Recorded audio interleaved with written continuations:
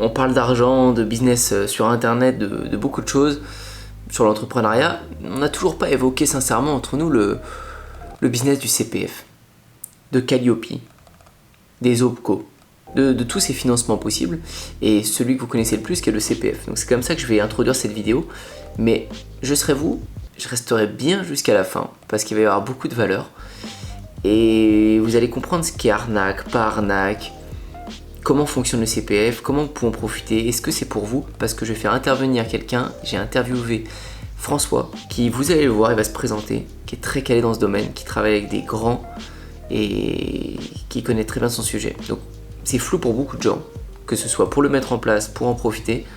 À la fin de cette vidéo, j'espère que ça ne sera plus. Je vais désamorcer une petite bombe. Non, parce qu'il y en a certains qui voient que même des fois je me fous un peu de la gueule des gens sur le CPF. C'est-à-dire, il y en a qu'on abuse. On reçoit plein d'appels téléphoniques, vous savez, les démarcheurs de pub qu'on reçoit des fois. Oui, vous voulez une formation d'anglais en CPF, vous avez combien de CPF? Et puis ils te vendent n'importe quoi. Tu dis j'ai 2000 € sur mon CPF, ok. Et puis ils regardent dans leur catalogue et puis ils font ouais, j'ai des cours d'électricien, ouais, j'ai des cours de langue, ouais, j'ai des cours de... Et en fait, vous prenez un cours au pif de quelqu'un que vous connaissez même pas. Et si vous dites non, ça m'intéresse pas, il continue de parler. Et du coup, moi je m'amuse un peu avec ces démarcheurs téléphoniques, que ce soit pour du CPF ou autre. Je vous mets un extrait là. Voilà. Pardon. On a des formations de langue officielle, on a anglais, espagnol, chinois, russe, et logiciels d'application. Ça vous intéresse?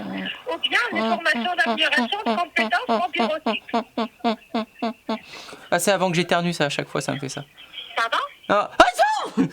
En fait, je fais des petits bruits à chaque fois avant que j'éternue pour me retenir. Moi, j'aimerais apprendre l'anglais, l'espagnol, il y a plein de sujets qui me passionnent. Si je peux me acheter ça avec votre offre, ce serait génial. Allô? Oui, monsieur. Allô? Allô? Allô? Allô? Allô? Allô? Allô? Oh non. Donc voilà, vous avez vu le truc. Bon, je dis je désamorce la bombe parce que effectivement, moi j'en profite du CPF aussi. Je propose que ce soit mon coaching ou ma formation, elle est éligible. Vous pouvez en tout cas la faire financer avec votre CPF et en profiter. Donc c'est vrai que ça permet à des gens qui n'ont pas forcément de sous à investir, ils peuvent se payer mes services et bon, c'est gagnant-gagnant. Aujourd'hui, il y a plusieurs manières de faire et il faut comprendre pourquoi en fait vous vous êtes démarché comme ça, parce que faut pas se leurrer, hein, c'est une énorme source de revenus. Vous vous rendez compte, ça permet aux gens d'aller dans la formation de leurs rêves ou dans le coaching de leurs rêves, un truc qui sentent bien, sans avoir vraiment la sensation, et c'est la vérité, de dépenser des sous quoi. Ils utilisent des droits qu'ils ont parce qu'ils vivent en France. Je crois que c'est valable qu'en France, hein. D'ailleurs c'est une question que je vais pas poser, je crois. J'aime pas. Bon.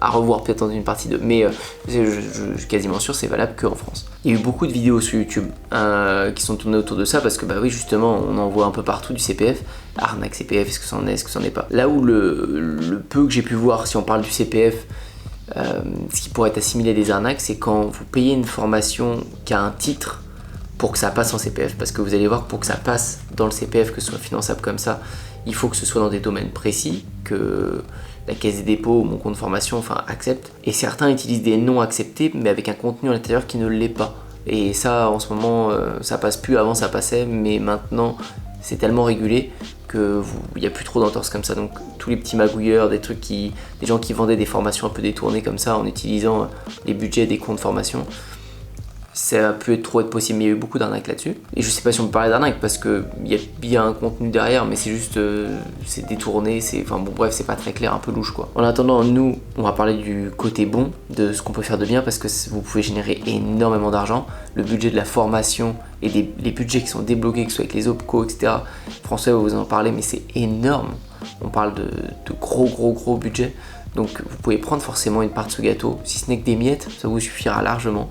Et c'est un truc à avoir dans votre entreprise, enfin je pense dans beaucoup d'entreprises, et on va voir si ça vous correspond. Mais encore faut-il le comprendre, c'est quand même assez vaste. Quand je vous parle d'OPCO, de certification Calliope, de numéro NDA, etc., je sais pas si je vous perds, je sais pas s'il y en a pour qui c'est clair, mais accrochez-vous un peu sur cette vidéo, parce que ça en vaut la peine, et vous pourrez vous faire votre avis au bout de quelques minutes, vous dire ouais ok j'ai compris, ou je peux me la re-regarder une deuxième fois cette vidéo, parce que vous avez beaucoup de valeur pour vous lancer et démarrer cette démarche qui peut vous emmener à de grosses réussites dans votre entreprise. Vraiment. Vous savez que si je prends le temps de faire cette vidéo et de faire cette interview, c'est pas le truc que je fais tous les matins, c'est parce que c'est vraiment utile. Donc accrochez-vous et dites bonjour à François de FG Consult. Alors salut François, j'espère que ça va bien.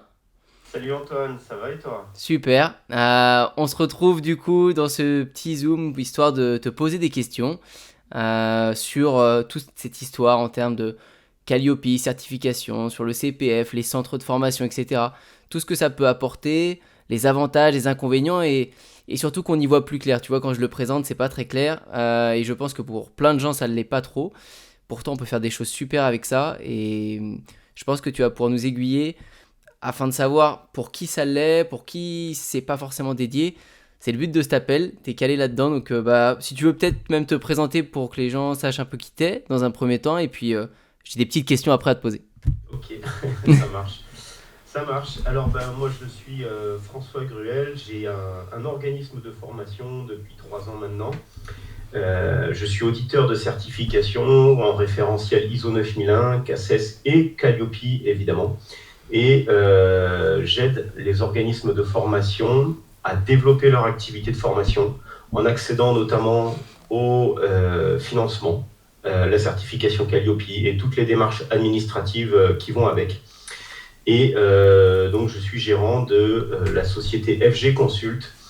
On est 6 personnes maintenant dans l'entreprise. Ok. Voilà pour la présentation. Super. Moi, je vais te poser quelques petites questions parce que, comme je te disais, c'est pas toujours clair et même si on le voit de plus en plus apparaître sur plein d'entreprises, j'en avais une première déjà.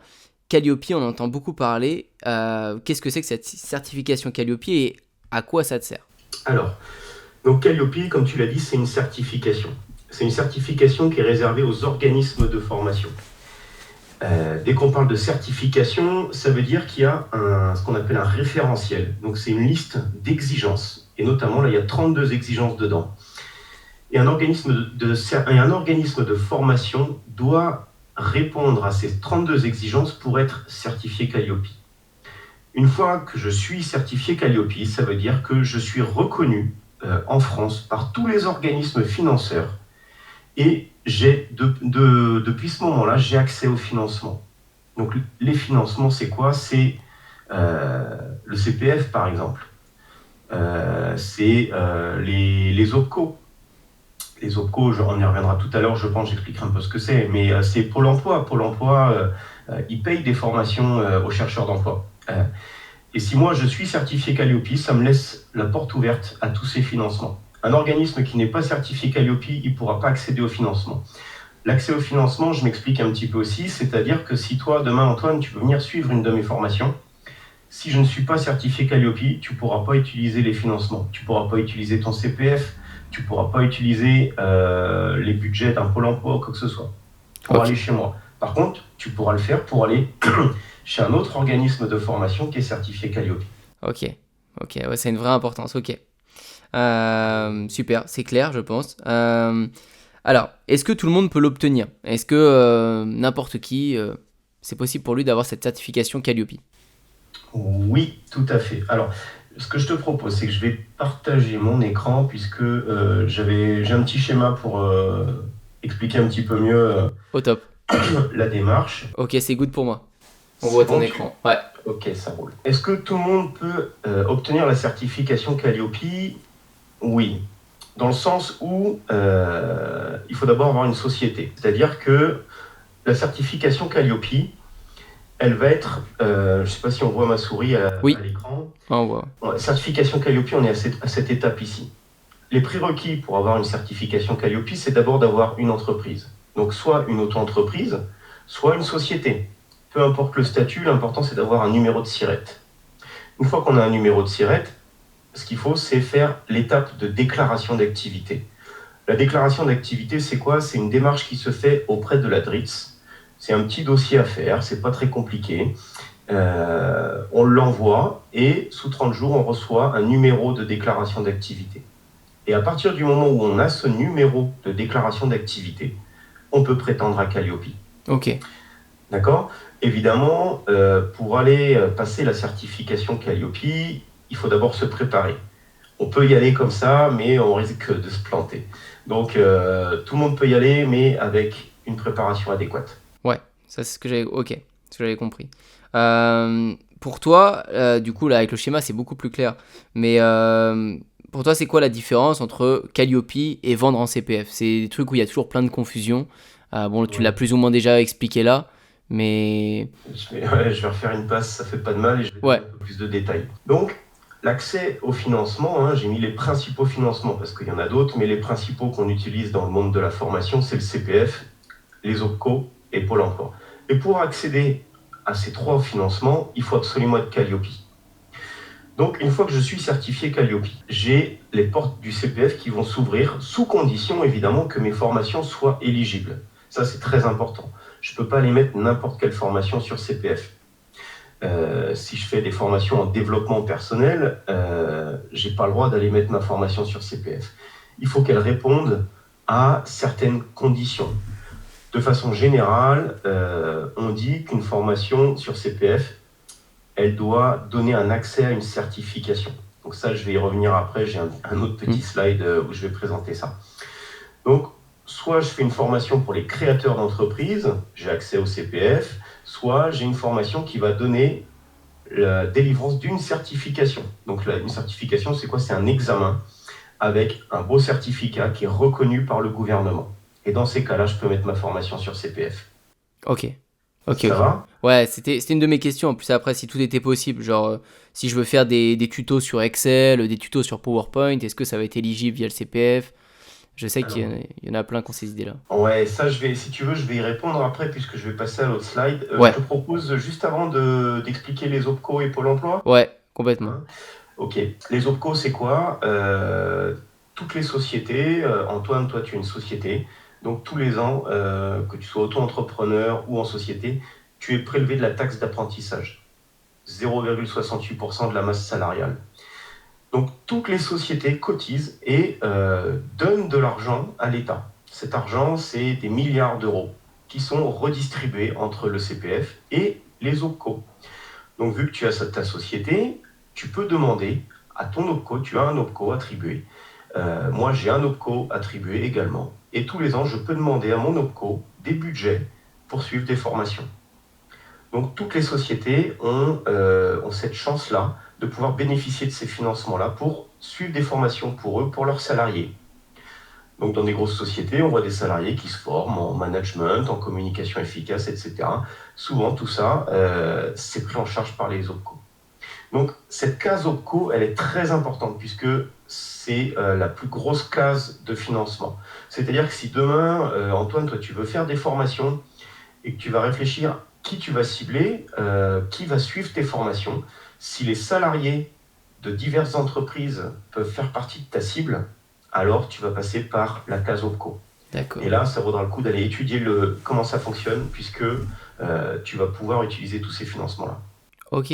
Ah, c'est la partie professionnelle, ouais. Exactement, et c'est la partie la plus importante. Ok. Et ensuite, on a la partie Pôle emploi. Donc Pôle emploi, dès qu'on est au chômage, qu'on est chercheur d'emploi, et ben Pôle emploi attribue également des budgets pour nous aider à suivre une formation si elle permet de retrouver un travail derrière. Donc si moi je suis au chômage et je dis bah écoute, moi dans mon parcours, il me manque une formation en management par exemple, et je suis persuadé que dès que j'ai cette formation, dès que j'ai cette compétence qui me manque, je suis capable de trouver du boulot. Pôle emploi à ce moment-là va m'aider et va me donner un budget pour suivre cette formation management. Donc Pôle emploi a aussi des budgets très intéressants pour aider les chercheurs d'emploi à trouver du boulot. Donc pareil, si dans ton activité, une de tes cibles, ça peut être les chercheurs d'emploi, alors il y a des budgets intéressants aussi à utiliser. Ouais, c'est fou. Ok. Ok, ok. J'y vois plus clair. Alors attends, je pense que mon autre question, elle était sur ce que je t'ai dit. Est-ce que du coup, c'est possible pour tous les domaines, exemple, des gens Le qui veulent faire des CPF. tutos sur Excel, etc. Ouais. Le CPF, alors on y vient. Le CPF, je disais tout à l'heure, pour mettre une formation sur le CPF, dans 95% des cas, 90% des cas, il faut avoir la délivrance d'une certification derrière. La certification, elle appartient, on dit, soit au répertoire spécifique, soit au répertoire national des certifications professionnelles. Voilà. Donc j'ai mis ici les deux répertoires. avec des exemples de certification dans chacun des répertoires. Mais c'est important de bien comprendre, puisqu'avant de se lancer dans la création d'un organisme de formation pour aller sur le CPF, il faut comprendre ça, c'est très important. Le RNCP, donc c'est le répertoire national des certifications professionnelles. C'est là que vont être enregistrés un certain nombre de certifications. Par exemple, j'ai mis ici des copies d'écran. On voit ici la certification formateur d'adultes. Donc, c'est une certification qui existe de niveau 5. Et j'ai ici 1, 2, 3, 4, 5 universités différentes qui proposent cette formation. Donc, je vais pouvoir utiliser cette formation qui est enregistrée au RNCP. Donc, toutes les formations qui vont donner lieu à la délivrance de cette certification, eh bien, ils pourront aller se mettre sur le CPF. Ok. Le RNCP, donc, ce sont des certifications qui sont en lien avec des compétences métiers. Ça veut dire qu'en suivant une formation qui donne une certification RNCP, j'apprendrai un métier. Donc, j'apprendrai le métier de formateur ou le métier d'électricien d'équipement du bâtiment, par exemple. Yeah. Ou le métier de praticien en maquillage permanent. On est vraiment sur des compétences métiers, et d'ailleurs, il suffit d'aller sur France Compétences pour voir toutes les certifications qui existent. Ok. Et voir si je peux mettre ma formation en lien avec une certification. Ouais, ok. Donc France Compétences nous donne quasiment déjà la réponse. Exactement, France Compétences, c'est le moteur de recherche des certifications existantes. Ok. Que ce soit au RNCP ou au RS, le répertoire spécifique. Je donne juste une petite minute d'explication dessus, si tu veux. Ouais. Le répertoire spécifique est différent puisque là, on n'apprend pas des compétences métiers, mais on apprend des compétences complémentaires. Donc, ça peut être réaliser un entretien annuel d'évaluation. C'est des choses qui sont importantes pour les managers. C'est pas un métier, c'est une compétence complémentaire qui permet l'exercice d'un métier de manager, par exemple. Une habilitation électrique. Ou, tu parlais d'Excel tout à l'heure, ça tombe bien, tu vois, une certification bureautique d'Excel. Ouais. Eh bien, Excel, c'est une compétence complémentaire qui permet d'être chef de projet, peu importe. C'est une compétence qu'on utilise dans beaucoup de métiers. Oui. Ouais, elle vient vraiment en complément de d'autres choses. C'est pas... ok. Ouais, je vois. Super. Une autre question. Tout à l'heure, on a dit que il fallait alors avoir une société, si je me souviens bien, ou une auto-entreprise. Ensuite, le numéro donc NDA de déclaration d'activité. Tout à fait. Et ensuite, on pouvait prétendre à Calliope. Pour toi, il te faut combien de temps pour Calliope pour obtenir, c'est quoi? C'est un audit, il me semble, c'est ça? Oui, alors, en effet. Alors, comment ça se passe? Parce que les gens sont pressés, je sais souvent, à chaque fois, les gens, ils sont... Bon, ok Antoine, ça nous motive bien, mais là, en combien de temps je vais l'avoir, mon Calliope, tu vois, ils vont me dire alors, ça. Si, donc, supposons, Antoine, tu arrives, tu viens me voir et tu me dis, je veux ma certification Calliope. Ouais. J'ai ma société, tu n'as pas le numéro de déclaration d'activité et tu veux passer Calliope. La première chose que je vais te demander, c'est est-ce que tu as une formation déjà qui est prête dans ton catalogue de formation? Si tu as une formation, à ce moment-là, ça peut aller très vite. On va dire en 30 jours, aller un petit peu plus. 35 ou 40 jours, ça peut être fait. Ok. Pourquoi? Parce que ce qui va être le plus long au final, c'est la première étape, la déclaration d'activité. La déclaration d'activité, donc je te disais, c'est un petit dossier qu'il faut transmettre à la DRITS, mais il ne faut pas se tromper dans le dossier puisque s'il n'est pas bon, il te le renvoie, il faut le refaire. Donc, on fait ça, la première étape, et une fois qu'on l'a envoyé, ils ont 30 jours pour nous donner le numéro. Okay. Donc, c'est ça qui va conditionner le délai, en fait. Okay. Donc, on fait cette première étape-là, on va faire la déclaration d'activité. Une fois qu'on l'a envoyé, on se concentre sur Calliope. Et derrière, ça nous laisse 30 jours pour préparer Calliope. Mais si tu as déjà la déclaration d'activité, Calliope, on peut le préparer en 5 jours. Ouais. Ça peut aller très vite. Si tu as déjà une formation, et puis si tu as aussi du bon sens, ça va très vite dans la préparation à Calliope. Ouais. Nous, on a des formules pour aller très vite. On a même des formules où on fait ça clé en main. On le fait à ta place. Ok. C'est ce que je vois en plus, que tu en as beaucoup qui se démotivent. Tu sais, dans des personnes que j'aide, j'en ai qui essayent de se motiver à faire ce numéro de déclaration d'activité. Ils se font refuser une fois ou deux. Je sais que j'en ai un qui s'était fait refuser parce que son statut n'était pas bon. Il devait changer les statuts de sa société, mais du coup, il a dû refaire, etc. Et au final, il va pas au bout. Il va aller peut-être mieux au final être accompagné, être sur une bonne ligne directrice dès le début. Et surtout, pas perdre ce temps. Si on veut aller vite, c'est vrai que s'il y a 30 jours entre les deux, tu peux vite perdre 6 mois en fait à renvoyer ton dossier et à prendre en compte l'erreur, refaire, prendre en compte l'erreur. Donc, C'est ouais. ça. Ok. C'est une perte de temps qui, derrière, après, tu perds en motivation parce que c'est Ouais. compliqué. Et comme on dit, hein, chacun son métier, c'est toujours pareil. Ouais. Soit tu te formes tout seul sur Calliope, il faut lire le référentiel, il faut comprendre les exigences, il faut comprendre la déclaration d'activité, le dossier, comment le faire. Et en fait, tu perds énormément de temps et d'énergie. Vaut mieux laisser les professionnels faire et concentrer ton temps, toi, sur aller trouver tes prochains clients, développer ta prochaine formation, les choses où tu es doué, en fait, là où tu as ta valeur ajoutée. Ah, c'est la raison de notre vidéo. Hein. C'est, quand on parle, c'est intéressant, mais on voit que c'est lourd, ça reste lourd. C'est plein d'infos. Je suis sûr que la moitié des gens qui vont écouter, il y en a qui vont décrocher à des moments. Je sais très bien, vous allez vous dire, waouh, c'est complet, mais en même temps, on va en parler après des bénéfices et de ce que ça peut apporter pour une société et tous les bienfaits. Mais si vous voulez faire les choses bien, je pense qu'il faut le laisser à un professionnel. Mais on en reparlera. J'ai encore quelques petites questions. Est-ce que, c'est des trucs tout bêtes mais que je vois passer, est-ce que la certification Calliope, elle est obligatoire pour vendre des formations? Non, pas du tout. Pas du tout. Je peux, il y a même deux choses, c'est-à-dire que je peux avoir une société et je peux vendre des formations directement. C'est du commerce. Je vends de la transmission de savoir. Si je vends à des professionnels, par contre, là, j'aurai l'obligation de faire la déclaration d'activité. Ok. Si je vends à des particuliers, j'ai pas besoin. Mais Calliope n'est pas obligatoire pour vendre des formations, pas du tout. Ok, super, c'est un plus. On va en parler après. En termes d'image de marque, en termes de chiffre d'affaires, etc., est-ce que sur les entreprises que tu as accompagnées, tu as vu des différences? Ou quelles différences tu as pu analyser? Ouais, c'est quoi les bienfaits de ça, les inconvénients? Alors, je dirais que les avantages d'être Calliope, premièrement, il y a la reconnaissance, puisque on a ce logo Calliope qu'on va pouvoir afficher. Ça veut dire qu'on est quand même un organisme sérieux, application, on a la reconnaissance qualité. Ouais. Donc derrière, les clients le voient. Donc ça, c'est le premier avantage. Le deuxième avantage qui est incontestable, c'est l'accès au financement. Puisque l'accès au financement, si toi demain tu dois suivre une formation, tu vas préférer la formation gratuite que la formation où tu dois payer 1000 €. Ouais. Donc, là, tu vas prendre l'organisme qui est certifié Calliope. Donc, évidemment, en termes de chiffre d'affaires, un organisme qui est certifié Calliope, il va générer un chiffre d'affaires beaucoup plus élevé puisqu'il a cet accès au financement, donc il va attirer beaucoup plus de clients puisque ces clients vont avoir les formations quasiment gratuites.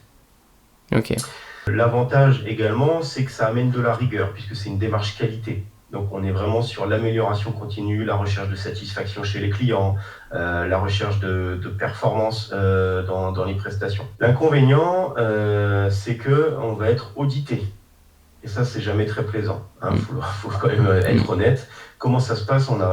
J'ai pas répondu tout à l'heure à cette question, mais si demain je veux être certifié Calliope, j'appelle un organisme certificateur et il va m'envoyer un auditeur, donc je paye la prestation évidemment, il m'envoie un auditeur une journée chez moi et il va vérifier que toutes les exigences de Calliope sont bien conformes, que je réponds bien à toutes les exigences. Donc, cet audit, c'est pas vraiment une journée très plaisante. Et qu'est-ce qu'il y a d'autre comme inconvénient sur Calliope? Je rebondis sur une chose, on peut se louper sur cet audit? Tu peux, je veux dire, tu peux te louper et du coup devoir repasser ou... Oui, devoir repasser, oui. Ouais. C'est-à-dire que si tu prépares pas et que sur 25 exigences par exemple, tu en as 15 qui sont non conformes, bon bah l'auditeur il s'en va et puis il te dit faut que je revienne, donc tu vas repayer encore un audit et entre-temps il faudra que tu te prépares correctement. Ok, ouais, bah ça rebondit sur ma dernière question, c'est au niveau des prix, c'est quoi? Si on parle déjà de prix de l'audit, etc., et puis éventuellement de prix d'accompagnement autour, en termes de tarifs, on est comment là-dessus? Alors le prix d'une certification, donc une certification, c'est valable pour 3 ans.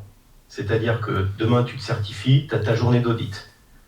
1 an et demi après, tu as une demi-journée d'audit de surveillance. L'auditeur il revient une demi-journée et il va juste vérifier que tout est toujours OK.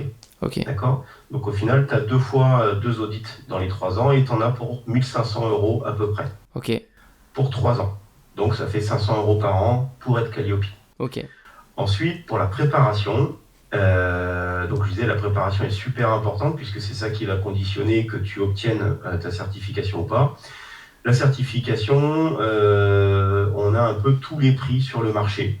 Mais il faut savoir aussi qu'on a tous les niveaux qui existent en termes de consultants et d'expertise. Moi, je conseille évidemment de faire attention par qui on passe. Il faut vraiment prendre un expert, quelqu'un qui a les vraies compétences, quelqu'un qui a déjà fait de l'audit de certification, par exemple, puisqu'il sait comment ça se passe, il est capable d'accompagner.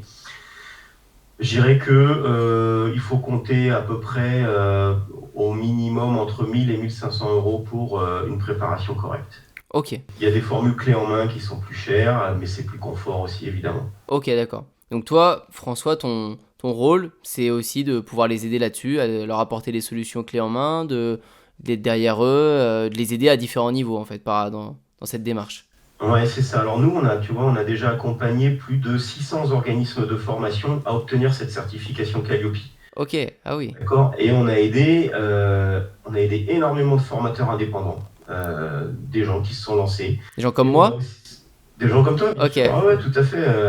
C'est la grosse majorité, c'est vraiment les formateurs indépendants, ceux qui sont seuls, qui n'ont pas trop le temps. Mais aussi, on a aidé, tu vois, le plus gros organisme de formation de France qui s'appelle Aftral.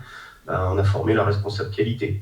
On a également formé 32 de leurs filiales et ils ont tous obtenu leur certification. Ok. On a accompagné Decathlon dans l'ouverture de son CFA. Voilà, on a aidé des gros organismes, mais beaucoup de formateurs indépendants. Bon, je le savais, c'est pour ça que je fais appel à toi. Non, mais c'est super. Ok, je sais pas si tu veux rebondir sur 2-3 choses. Moi, en tout cas, j'ai fait le tour de mes questions et alors, à chaque fois que je t'écoute, c'est de plus en plus clair. C'est ce que je t'avais déjà dit la première fois, mais je pense que les gens pourront même réécouter cette vidéo plusieurs fois et au moins c'est figé, c'est là et ça va bien les aider. Alors, je vais peut-être rajouter un petit complément qui me semble intéressant. C'est avant d'aller se lancer vers la quête au CPF, c'est un peu l'Eldorado, tout le monde veut y aller. Il y a des questions qui vont être importantes à se poser avant d'y aller. C'est-à-dire, les formations que je vends, elles sont destinées à qui? Si elles sont destinées à des particuliers, les particuliers, ils ont tous du CPF. Donc, dans ces cas-là, oui, c'est intéressant. Ouais. Si elle est destinée à des managers, des salariés, ils ont également du CPF. Donc, oui, c'est intéressant. Mais les salariés, il y a également les budgets OPCO qui sont intéressants. Donc, dans ces cas-là, il ne faut pas se concentrer que sur le CPF. Il faut aussi aller chercher ça, les budgets OPCO. Et les budgets OPCO, peut-être on refera une autre vidéo un jour. Carrément. Mais c'est beaucoup moins compliqué que le CPF. Il faut juste avoir une convention en bonne et due forme pour valider un financement. Ok. Donc ça, c'est vraiment les questions importantes à se poser. Qui va être ma cible? Et en fonction de la cible, d'ailleurs, on a un super guide sur les financements sur notre site internet. Je peux donner l'adresse? Ah bah carrément, avec plaisir. Ouais. Mais moi je le mettrai, ce sera le premier lien dans la description de cette vidéo. Vous pourrez retrouver le site de toute façon. Et dans la partie blog, on a vraiment un super article sur les financements qui explique. Et on a un guide téléchargeable également où j'amène cette démarche. Ok. De dire qui sont mes clients et derrière quel financement il faut que j'aille chercher. Ok, au top. Donc CPF, OPCO, Pôle emploi, ce sont les principaux. Ok, bon super, ça a fait bien le tour et moi je vais conclure après avec cette vidéo avec eux, mais en tout cas c'est parfait, c'est là où je veux qu'ils aillent parce que moi sur cette chaîne je parle de faire des business qui tiennent dans le temps, des choses long terme, alors quand on inclut une vente de formation ou des prestations de coaching ou autre, aujourd'hui on en parle beaucoup de Calliope, il y a ça qui est à disposition, il y a 5-10 ans j'en entendais pas parler parce que c'était peut-être beaucoup moins en place. Maintenant, faut y aller, faut se professionnaliser et ça mettra cette entreprise encore plus en avant. Donc, il y a des gens comme toi pour nous aider, faut foncer. Donc, il y a les liens dans la description. Si vous voulez contacter François, il y a toutes les informations de contact dans tous les cas sur le site. Bien sûr, ouais. Oui, il y a tout. Bon, voilà. Et puis en plus, je sais que François est très rigoureux comme moi sur le suivi. Donc, vous aurez toujours une réponse rapide. Merci Antoine. Merci à toi François. Et on se dit à bientôt, peut-être une partie 2 OPCO. À la prochaine. À bientôt Antoine, au revoir. Ciao. Bon, j'espère que cette interview vous a plu. Moi j'ai trouvé ça super sympa. À chaque fois qu'on fait cet exercice avec François, parce qu'on avait préparé les questions avant l'interview, je m'étais dit waouh, j'ai appris plein de trucs quoi. Alors que je m'étais un peu renseigné sur le sujet, mais là j'ai réappris des choses pendant l'interview. Donc c'est pour ça que je vous dis, n'hésitez pas à regarder la vidéo plusieurs fois, prendre des notes, et ça va commencer à être clair dans votre tête. Faites vos recherches aussi à droite à gauche. Mais sincèrement, vous connaissez, je prends vraiment des gens, que ce soit en interview ou dans des cours que je peux faire participer. des gens qui ont un peu la même vision que moi, qui me comprennent. On s'est retrouvés avec François parce qu'il y a un bon feeling et il a un peu cette même vision, comme je disais, d'accompagner, faire le suivi, etc. Et c'est ça que j'aime. Donc si vous voulez retrouver un peu le même suivi, la même qualité dans un autre domaine pour vous accompagner là-dessus, foncez. Parce que je vous le présente pas pour rien, c'est que vous pouvez faire quelque chose de bien avec lui. Et bien sûr, c'est pas pour vendre ses services ou autre, je vous conseille vraiment de passer par quelqu'un qui va vous accompagner. C'est un budget à mettre au début, mais c'est rien comparé à tout ce que vous pouvez générer. Je suis bien placé pour en parler, j'ai vu tellement de gens le faire. Ensuite, il vous suffira que d'une ou deux ventes pour rembourser ce que vous avez dépensé. Vous allez en faire des dizaines, des centaines et des milliers. Comme je vous ai dit, les gens n'ont pas franchement l'impression de dépenser, et moi le premier. Je sais que j'ai 2000 € là-dessus, d'ailleurs je sais même pas pourquoi je les ai, parce que j'ai pas tant travaillé en tant que salarié, enfin bref. Mais on peut toujours aller voir et avoir des bonnes surprises.